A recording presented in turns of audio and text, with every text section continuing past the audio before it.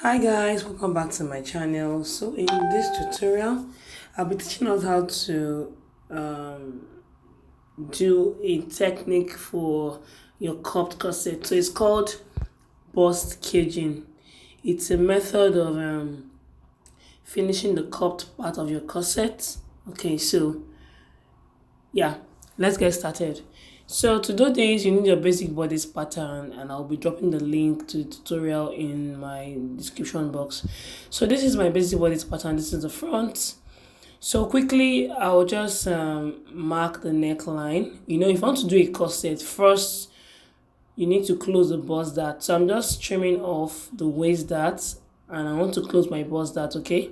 So if you don't have an idea of how to draft a basic bodice, I would encourage you to go and watch the basic body tutorial, and I've dropped the link in the description box. Okay, so basically we'll be converting a basic bodice into a corset pattern.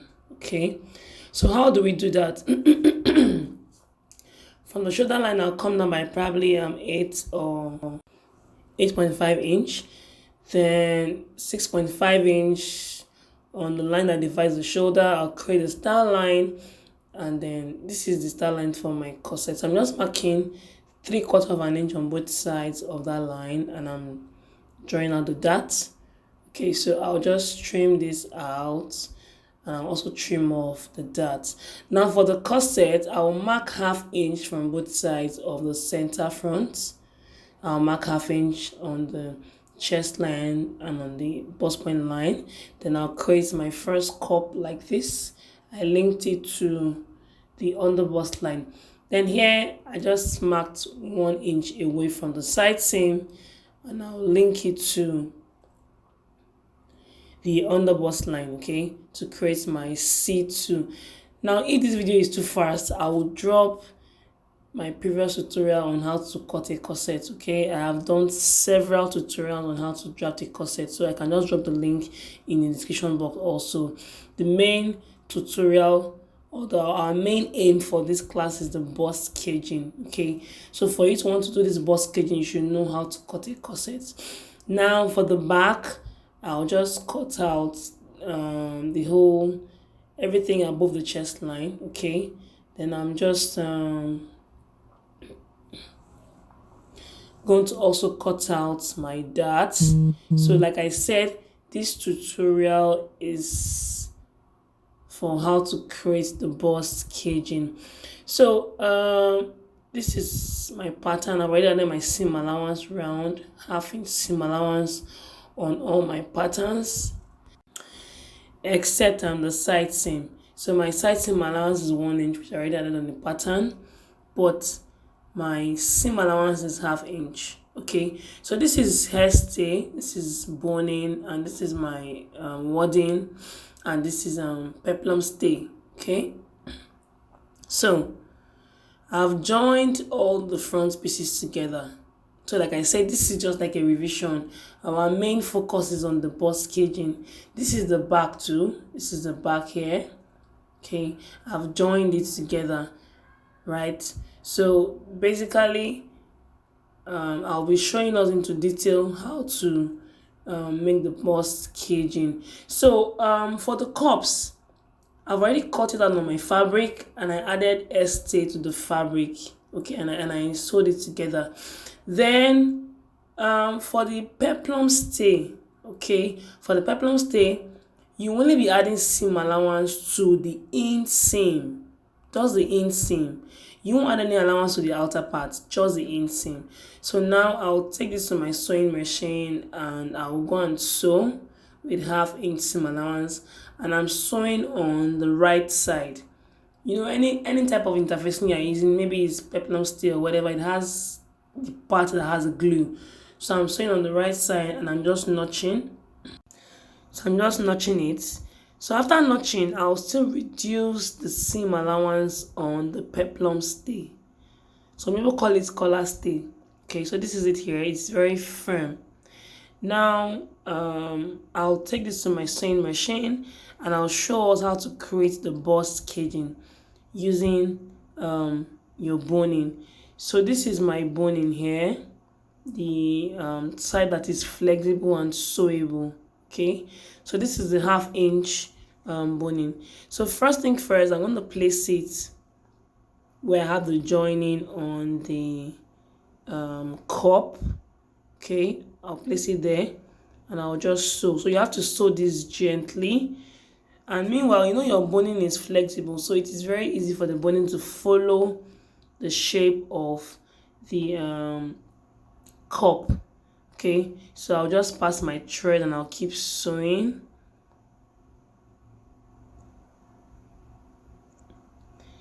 So just keep sewing, like I said.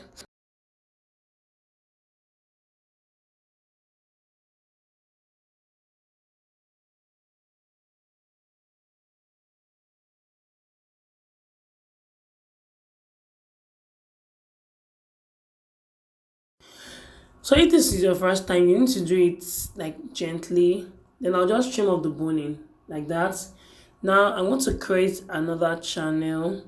Before I do that, I'm sewing on both sides of the boning. So I'm just sewing on the second side now.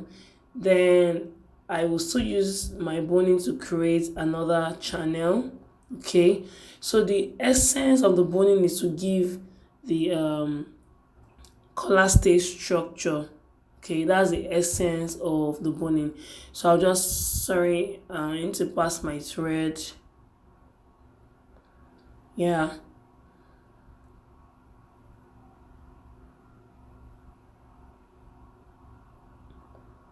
So now I'm creating another channel with my boning. Okay, probably 1 or 1.5 inch away from the middle boning. Okay, so I'll just place this. And meanwhile, you're not sewing at the center, you're sewing on both sides of the boning. So I'm just sewing on one side yet. I'll just keep sewing and then I'll trim off the excess. Then watch, the boning is going to meet the other one, the first one. Okay, I'll just show us now. Can you see? So it's curved in nature. Can you see the way I made it to go and meet the first one in form of a curve?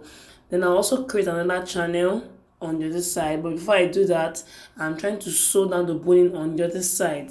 There are two sides on the boning. Okay, so you have to sew on both sides, not in the middle, please. Not in the middle.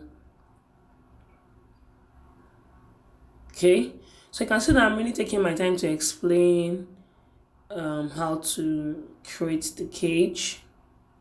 Okay, so this time around, this is the third channel here.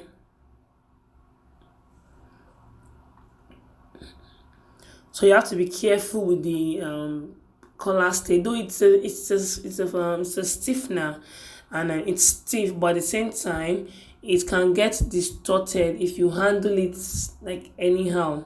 Okay, it can get distorted, so you need to handle it carefully. So I've created 3 bone channels now, and I will try to close or sew on the other side. Meanwhile, so far so good, I've just sewn 3 vertical channels. Okay, so you can see the way I'm doing it. It's very easy, and it's even easier if you're working with electric machine. It makes it very fast, but you can still use your manual machine anyway. Okay, so don't mind me. I don't know, my thread keeps coming out. So after making these 3 vertical channels, I'll be creating horizontal channels now. Okay, so you can see I'm going to place the boning across the first 3 channels, very close to the top of the cup. Yeah, so don't forget, I didn't add seam allowance to the peplum stay. I didn't add any seam allowance to it. Okay, so I'm just adding this now. If the first parts of the tutorial was too fast, that was when I was cutting the corset. If it's too fast for you, don't worry, I will drop the link to all the corset tutorial I've done on YouTube here. You can watch it. Okay, the reason why I was fast forwarding was because our main focus is the creating of the bust caging, not how to cut a corset. Okay, so you guys should forgive me. I will drop the link in the description box. So I have done the first horizontal channel. Okay, now I'm going to okay, now I want to sorry I want to the other side. In now I told us that there are two sides on the boning, the left and the right hand side. So please do not sew at the center. Okay, so I'll trim off. Pardon me, guys, I have a cold, so I'm really struggling to talk.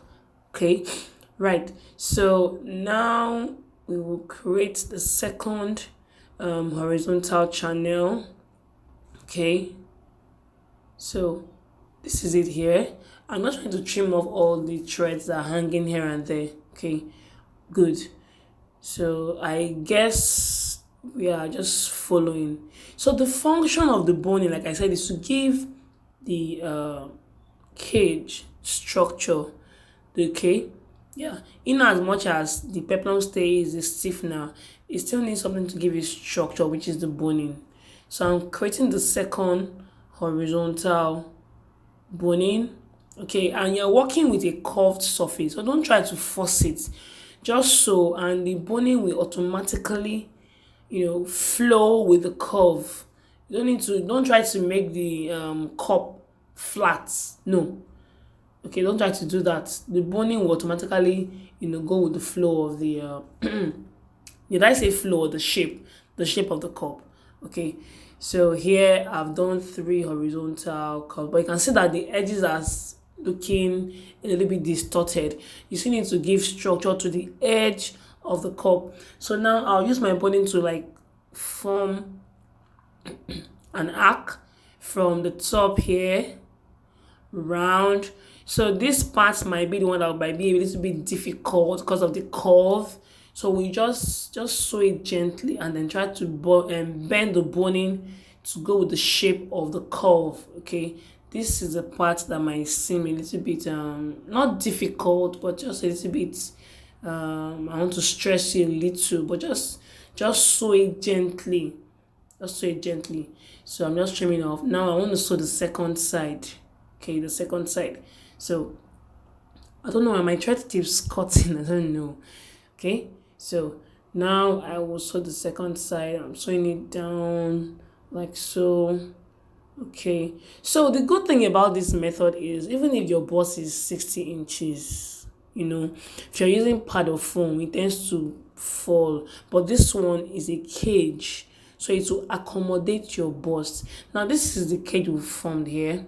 So this is my fabric. Now what you do is you iron the fabric because there's glue on the other side of the cage. So you iron it, okay, so it will stay on it. Or if you don't want, you could just leave it like that, okay. But make sure it doesn't get into the seam allowance. So I've already fixed one part of the cup, okay, and I'll go ahead and fix the second one. So you just place it point to point and you sew it, okay. And I've already done that. Now I will join my back pieces together.